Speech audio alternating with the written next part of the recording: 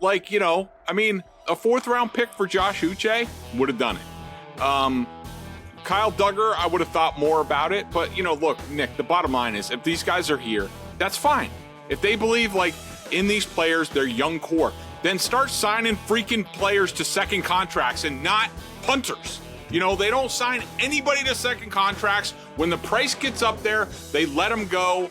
Or, in the old days, what they used to do was overpay for like Devin McCourty or Dante Hightower when they get 1 foot out the door. The Greg Bedard Patriots Podcast is brought to you by FanDuel, the exclusive wagering partner of the CLNS Media Network. All right, so another week, another loss that we got to talk about. Also, lots of news. Trade deadline, Josh McDaniels canned earlier this morning by the Raiders. We'll get to all of that. First, I'll tell you the episode is brought to you by FanDuel, the exclusive wagering partner of the CLNS Media Network. Greg, we start with Josh McDaniels. Late last night, the news comes out. Mark Davis, of course, it's the Raiders. It's how they do things. They decide to fire Josh McDaniels. They fire Dave Ziegler, the GM out there. And they also fired Mick Lombardi, who is the offensive coordinator with McDaniels out there in Vegas. Just your thoughts on the firing of McDaniels. Well, I have a lot of thoughts. I don't know how many of them are well thought out at this point. I will say at the top, just to let people know, because I get my game film from a certain source. Like I don't get it from NFL Plus because it's completely horrible. And, but I have a way of getting film in a timely manner, normally very timely. That's, much more conducive to my work. Like it's all offense, all defense, all special teams. Like each is a separate, file. Anyways, long story short, the guy who supplies the film apparently had internet issues all day on Monday. So I got pushed back an entire day on the work that I normally do. I mean, normally I had the film by like noon on Monday at sort of like the latest. I didn't get the film until I woke up on Tuesday. So, just to let people know, like, I've been a little bit behind and so is this pod. So my apologies, for not getting this up sooner. On McDaniels, I guess my first thought, Nick, would be, I understand this is we're in the entertainment business. We're in, sports business and it's cutthroat and it's easy, people on Twitter to say, fire this guy, fire that guy. It's a little bit different when, the people, I went through this with Bill O'Brien, going through this with Josh McDaniels, the particulars involved, how hard they work. And, so my first thought is, one that's, personal that, it's disappointing to me, what happened. And I feel bad for Josh and his family because it's not just Josh. I know, it's easy for people to hate Josh McDaniels. That's not been my experience with him. They think this and that of him. That hasn't been my experience with him over, many years. In sort of different capacities. And, and there's also, a family involved. It's not just Josh McDaniels in the visor, what you think of him on the sidelines. There's also, wife and kids and that whole situation, along with everybody who works for him, who are all going to be looking for jobs right now. And look, and obviously hits different when it's someone from the Patriots family who, you have a long history with. So that's my first thought. My second thought is 25 games is a joke. Like, at least if, and I don't know what Josh McDaniels and Dave Ziegler said to Mark Davis when he hired them or the pitch that they gave him. And I can guarantee you it wasn't, you guys made the playoffs last year. We're going to take you to another level. It wasn't that. And I know the fans thought that was going to happen. There's a whole lot of things, especially with that team that made the playoffs, quote unquote, made the playoffs. They really weren't that good, by any statistical measure that year and got, lucky getting into the playoffs. I know to a certain degree of certainty that, Josh McDaniels and Dave Ziegler told Mark Davis basically in so many words, you need a complete rebuild here. What's gone on with personnel, all the draft failings that I remember there was one stat, I couldn't find it recently, but it was how many games were being played by draft picks of the team. And the Raiders were way down below from the Mayock and Gruden, sort of experience. The quarterback position was one of that needed to be rebuilt. I know there are people who like Derek Carr and things like that. I could tell you that it was not just Dave Ziegler and Josh McDaniels who wanted Derek Carr gone for a long time, with the Raiders. And look, McDaniels wasn't winning anything with Carr. That was there on film. He left too many plays on the field last year. He needed to go. The quarterback playing after him, Jimmy has not played well. So, but anyway, my main point is, if Mark Davis agreed to buy into a vision of we need to do a total rebuild and we might take a step back before we go forward, you don't end that after 25 games.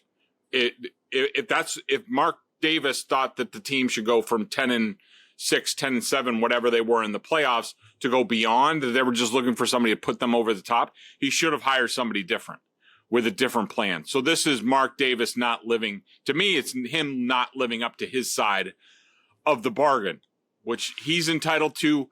He's the owner. My other thought is from watching this team, and I haven't watched them a ton on film last year. I definitely watched all of them and studied them very closely last year. I've watched some of their films. After this was completed, or we got the news last night, I actually, took more time. I watched the Raiders offensive film from Monday night against the Lions because I wanted to see the part that the quarterback played in it. And it wasn't quite as bad as I thought it was going to be, but it was pretty bad. I mean, most of it was on the protection, but, Jimmy had, one time in the end zone severely underthrew Davante Adams that should have been a touchdown. He had two other plays that should have been wide open and a touchdown. They make those plays, that game's a much different game. And that's also sort of been the key, basically the theme of McDaniels' 25 games in Vegas on film to me was whether it was the coaching or the quarterback or a combination of both, Raiders quarterbacks did not make enough plays that were presented to them by the scheme, by the play calling to put this team over the top. It was there on film. It didn't do it. Why that didn't happen, I don't know. And I mean, I think, I don't know, Nick, if you have any questions about it, anything in particular, but just off the top of my head, those are sort of my thoughts. And I guess we'll get in the New England component of it, but I'll be interested in your thoughts on it as well. Yeah, I just don't think he's a good head coach. I don't think he's proven he's a good head coach. Some mistakes that he has made from an operational standpoint, clock management, certain situations with score and time. I don't think he was good enough. I think there's two separate topics here. There's the McDaniels and what he did and what Ziegler did and the job that they did. And then there's the ownership piece of this. So I don't think McDaniels was a good coach. I don't think he ever proved that he was a good coach. I think he's had two opportunities and he was not good at either one of them. I would say that, the pathway, and as you said, Greg, if Ziegler and McDaniels went to Davis and said, this is going to be a slower rebuild, that's fine, but then act like it's a slower rebuild. They didn't act that way. I mean, when you go out there and you sign Chandler Jones to that contract, when you make the trade for Davante Adams and you give him that contract, when you replace Derek Carr and the plan is Jimmy Garoppolo, another bridge quarterback that's going to get you at best, 8-9 wins? To me, McDaniels and Ziegler, they did a Belichick. They wouldn't choose a path. You either have to completely blow it up and say, John Gruden ruined this program. We're starting from scratch. It's going to take 3-4 years. Or you do what they did, which was invest assets into the top wide receiver in football, pay a bunch of money to one of the top edge rushers in football. So they seem to be trying to do both at the same time. They seem to be trying to spend money and bring talent onto the roster that was kind of a win now mentality. But then they also understood, to a point that they didn't have enough talent on the roster and they needed to build through the draft. So it was just really a mixed message. And I don't know if that was Mark Davis saying, let's spend on the toys. I don't know. But if a rebuild is a rebuild. And to me, Jimmy Garoppolo is not a rebuilding quarterback. We know who he is. So I think some of the decisions that were made just leaves me kind of confused on what the plan was. It didn't seem like they had a clear plan. As far as the ownership, Mark Davis stinks. And that's what I would say. You know, look, you can say that McDaniels wasn't a good coach and that he failed a number of times.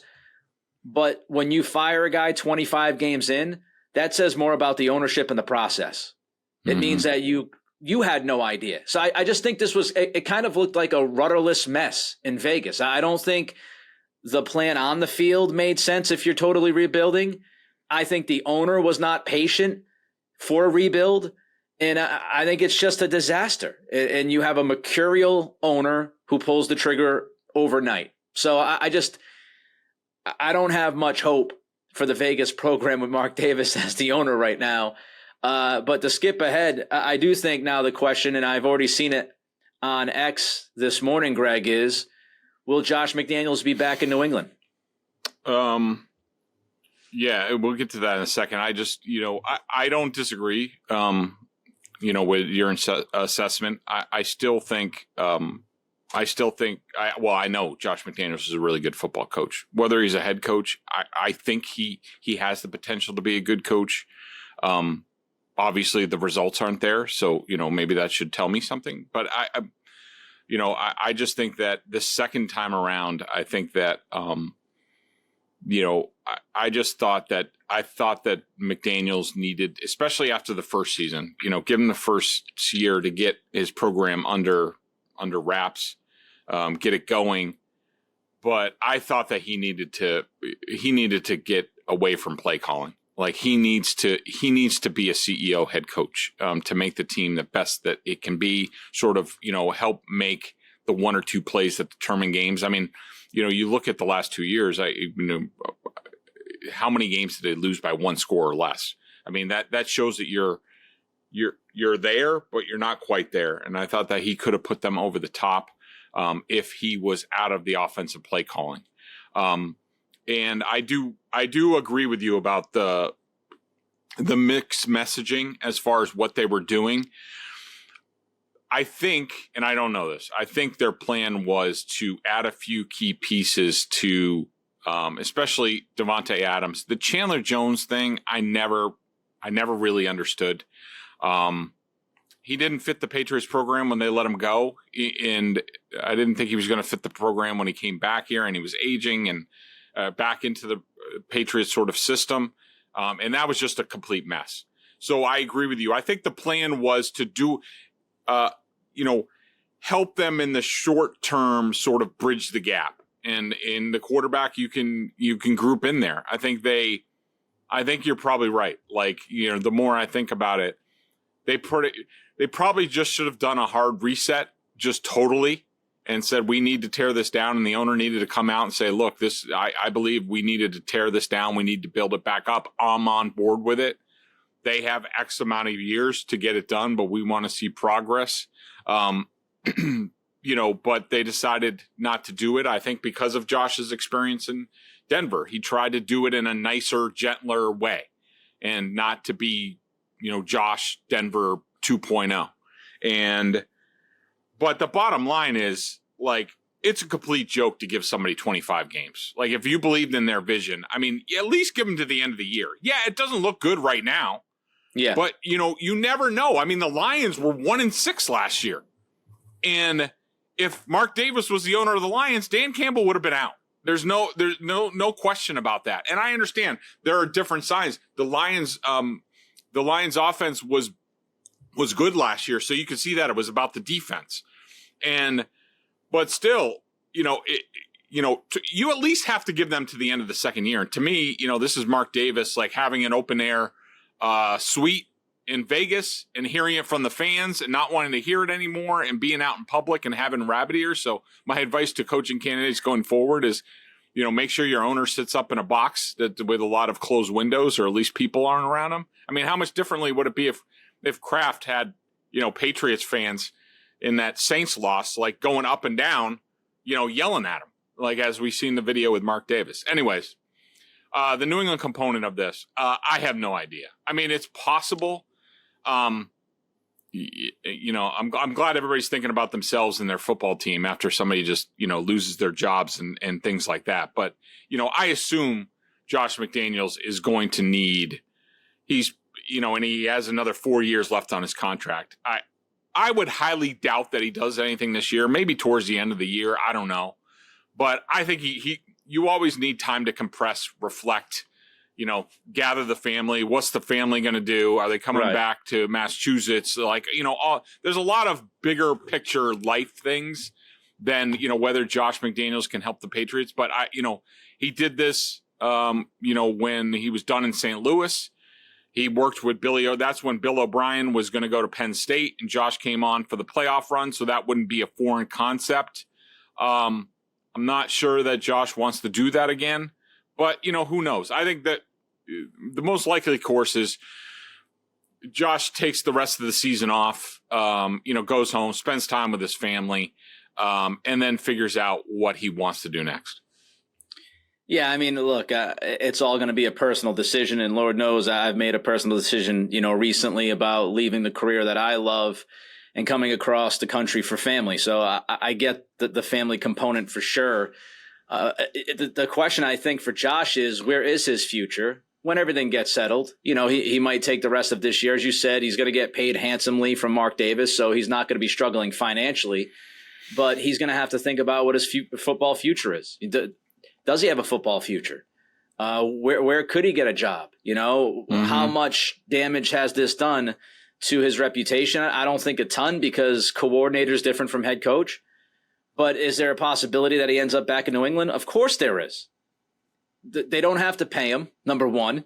And we've seen that Belichick and Kraft love that idea of adding to the staff without having to pay a guy a lot of money, if any money.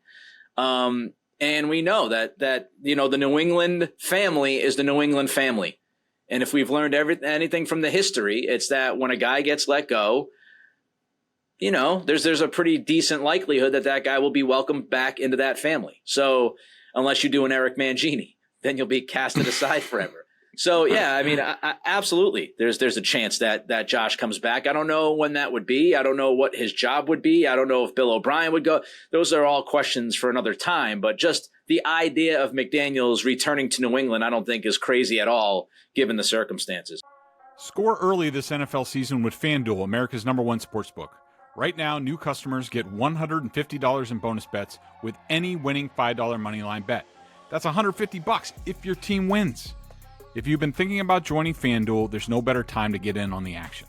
The app is so easy to use. There's a wide range of betting options, including spreads, player props, over-unders, and more. I love the app. I use it all the time, all over the place. So visit FanDuel.com/Boston and kick off the NFL season. FanDuel, official partner of the NFL.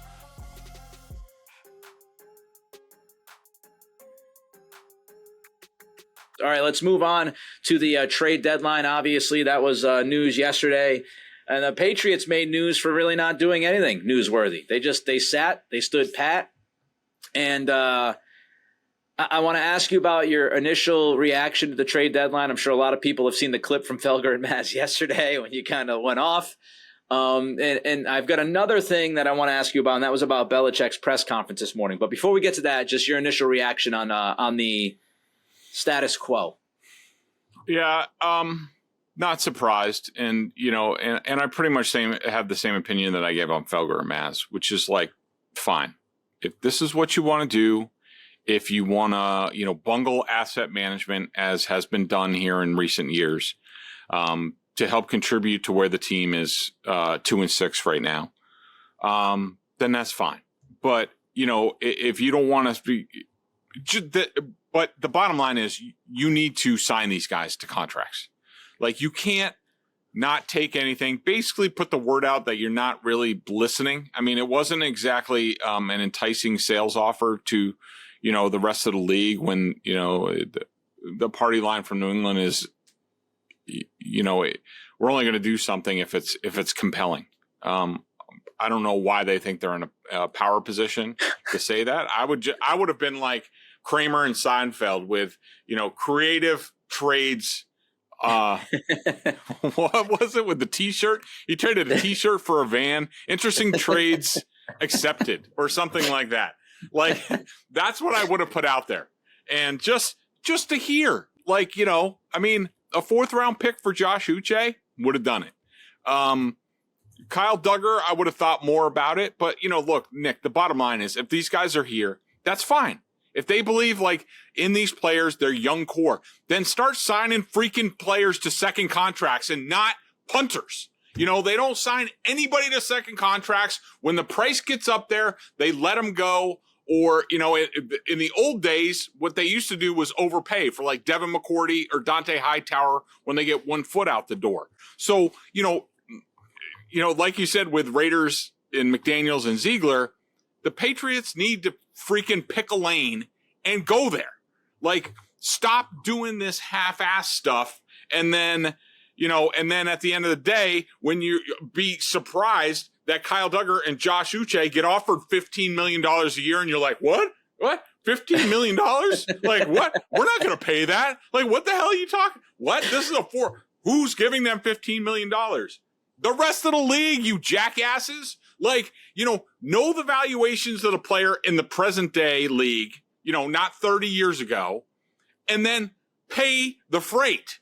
Don't be cheap. So if these guys start walking out the door and they get jack crap from it because they're signing 8 free agents, half of whom who suck in the offseason, like 2021, then this is a joke. So, look, they made their decision. I'm fine with it as long as they do something. But I reserve the right to rip them a new one come, March 20th or whatever it is, if all these guys go out the door and the Patriots don't do anything. Yeah, interesting trades considered. When I look at Washington, right? I think a part of this, and look, I have a lot of thoughts. I'm not going to share them all or even close to all of them on this podcast because I've got my own pod that'll really dig deep into all of this. It's the Nick Cattle Show if you want to check it out, the Nick Cattle Show.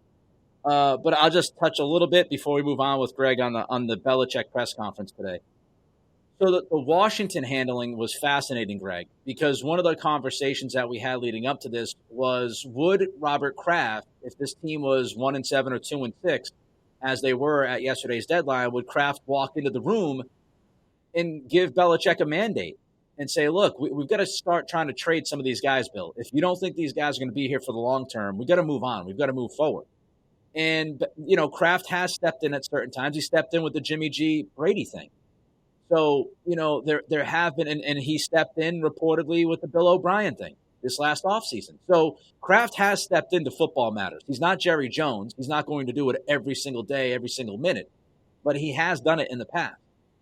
It's obvious that Kraft did not do that and that this was a Bill Belichick run trade deadline. You look at Washington, and apparently, I don't know who posted it yesterday. I don't know if it was Diana Rossini or somebody else, but reportedly, ownership in Washington said, no, we're trading Sweat and we're trading Young and we're getting what we can get for those guys because we're resetting this organization. And ownership made that decision and told the GM to execute the plan.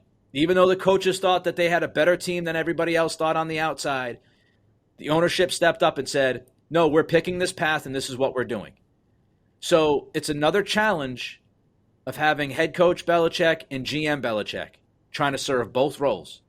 Because if Ron Rivera is head coach and GM and the ownership doesn't step up yesterday, whether you think it was the right thing or not, those trades aren't happening in Washington. Ron Rivera is holding on to his 2 pass rushers. Defensive guy, we're going to go in, we're going to win games on defense, we're going to turn this thing around. So I thought that was interesting. Media today, Greg. Belichick was asked, and I give Phil Perry a lot of credit because Phil would not acquiesce. The bull kept charging at Belichick. And, Bill was asked several times about, the decisions that were made. And all he wanted to do is give us the, we're getting ready for Washington business. And, was smarmy. Little transparency. Really no accountability for what happened at the deadline yesterday or didn't happen. Just your thoughts on how, because to me it's like, look, this kind of stuff works when you're winning, but I paid over $500 to go to that Saints game a few weeks ago. So personally, out of my pocket, $500 out of my pocket to go watch that crap product. And if I'm a fan, I want an explanation why, you did nothing yesterday. And for Belichick to stand up there at 2-6 and just treat this thing like, we're still in 2018, to me, it's a little frustrating and annoying.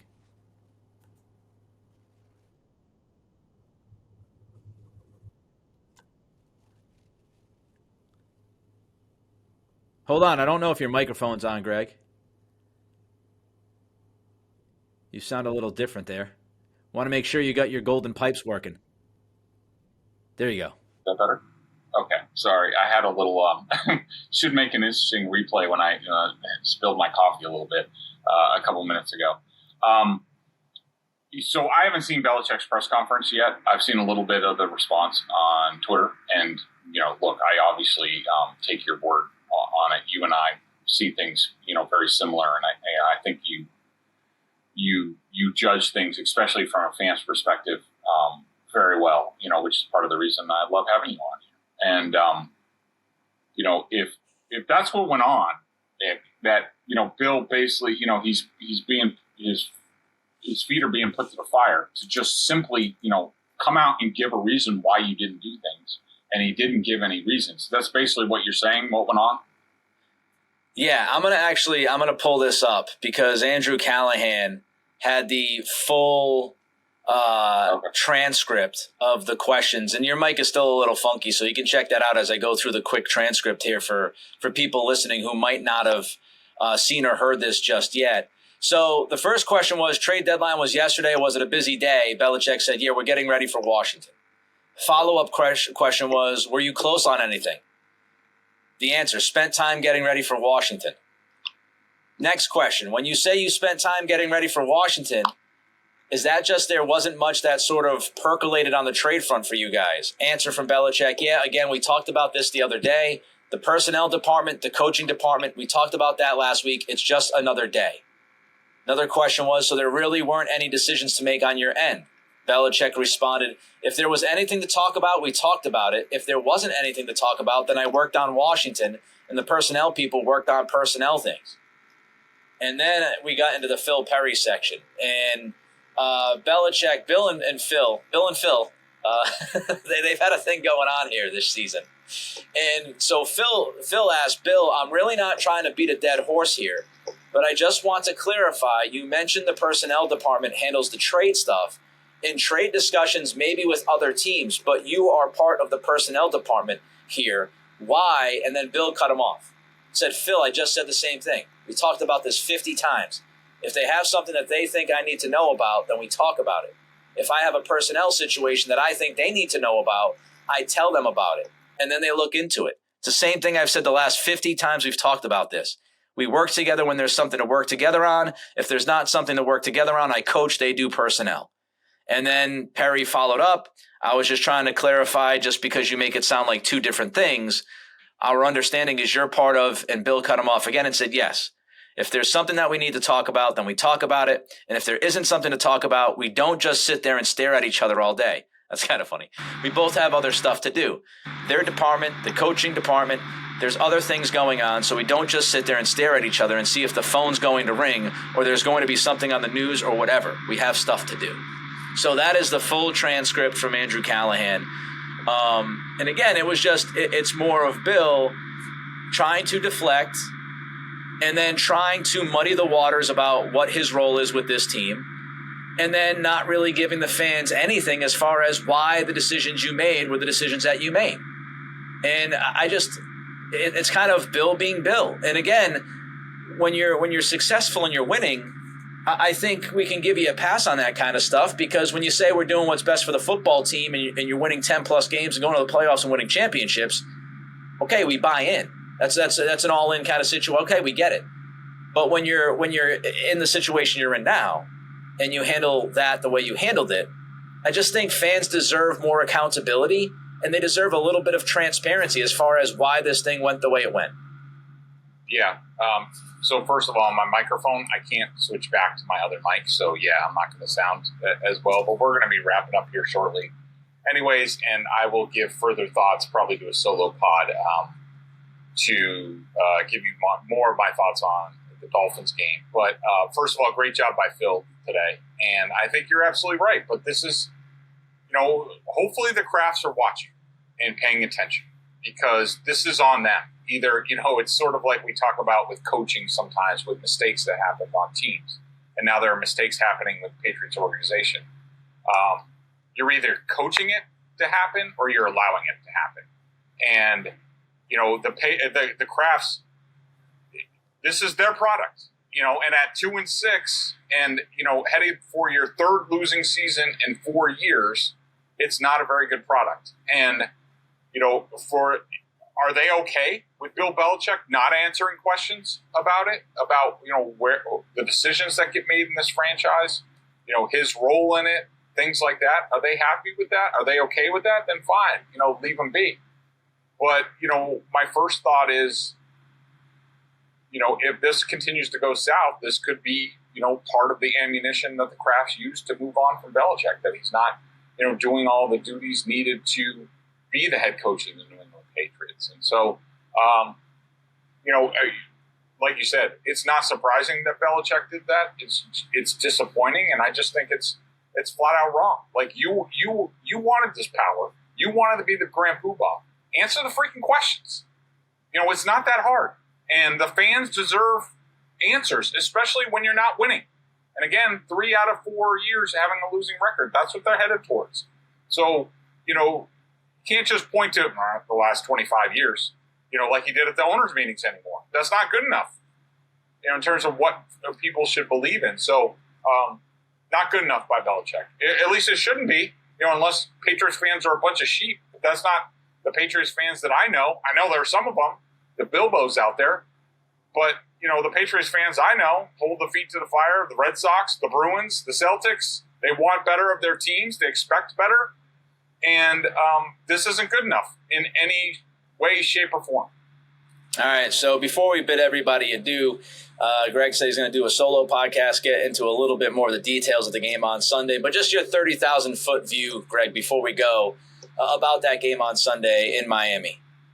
Yeah, maybe we'll just talk more about it tomorrow, a little bit before we talk about other things. I mean, there's just so much crap going on.